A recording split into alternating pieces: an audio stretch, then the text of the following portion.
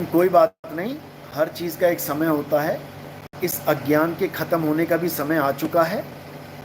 बहुत अज्ञानियों ने राज कर लिया जनता पे, बहुत अज्ञानियों ने झगड़े करवा दिए जनता में, बहुत अज्ञानियों ने द्वैत भाव पैदा कर दिया, बहुत कुछ कर दिया। इन गुरुओं ने हालत खराब कर दी। गुरुआ गाम बिगाड़ा संतों, गुरुआ गाम बिगाड़ा। लेकिन अब सही समय आ गया है। हिंदू, मुस्लिम, सिख, ईसाई, जैन, बौद्ध, कोई भी धर्म वाला हो, सबके एक होने का समय आ गया है। और धीरे धीरे धीरे सब एक होते जाएंगे, होते जाएंगे, याद रखना। और हमारी फौज में जो जुड़ जाएगा, वो सब भेदभाव से, वो सब जातिवाद से, वो सब रंग भेद से, वो हर प्रकार के भेद से अलग हो जाएगा। यहाँ तक कि नारी पुरुष के भेद से भी अलग हो जाएगा।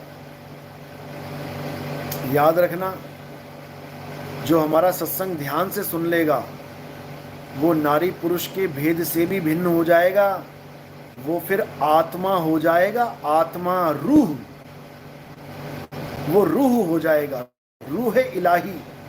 उस इलाही की रूह हो जाएगा वो। उस जीव अवस्था को पहचान के जिसमें वो भटक रहा है, पीव अवस्था को जान लेगा। वो सूरत जो भटक रही है, वो अपने शब्द को पहचान लेगी और सदा सदा के लिए अपने शब्द गुरु में रम जाएगी। सूरत फंसी संसार में और वासे पड़ गई दूर। सूरत बांध स्थिर करो, आठों पहर हुजूर।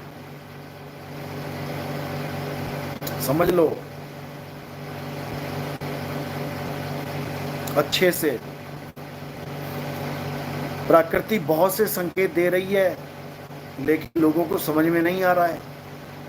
आने वाले समय में समझ में आ जाएगा।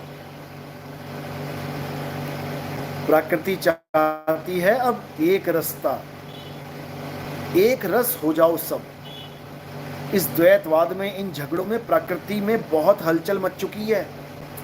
तुम्हें नहीं पता, एक युद्ध होता है तो कितनी गर्मी पैदा होती है। जब बम फटते हैं तो कितनी गर्मी पैदा होती है, तुम सोच भी नहीं सकते। तुम हीटर के आगे 1 घंटा खड़े नहीं हो सकते, इतनी गर्मी पैदा करता है हीटर। तो सोचो, एक बम जब फटता होगा कितनी गर्मी पैदा होती होगी। ये सब प्रकृति के खिलाफ है। तुम प्रकृति का बेड़ा गर्क कर रहे हो, और जब प्रकृति तुम्हारा बेड़ा गर्क करेगी तो तुम्हारी हालत